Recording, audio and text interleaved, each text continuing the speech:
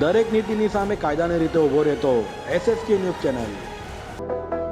સુરતમાં બીઆરટીએસ બસના ચાલકો વચ્ચે મારામારીના વિડીયો સામે આવ્યા છે। એકબીજા પર લોખંડના પાઇપથી હુમલો કરવાનો પ્રયાસ કરતા એક ચાલક બસ લઈ ભાગી છૂટ્યો હતો।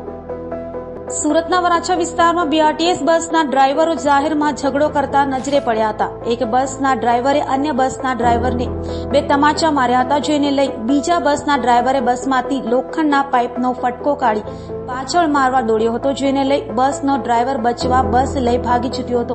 રસ્તા પર બંને બીઆરટીએસ બસ ડ્રાઈવરો વચ્ચે માથાકૂટ થયા બાદ હાથાપાઈ થઈ હતી, તો બીઆરટીએસના બંને ડ્રાઈવરોની બબાલને લઈ લોકોમાં ભારે કુતૂહલ સર્જાયું હતું। હાલ આ મારામારીનો વિડીયો સોશિયલ મીડિયામાં વાયરલ થયો છે।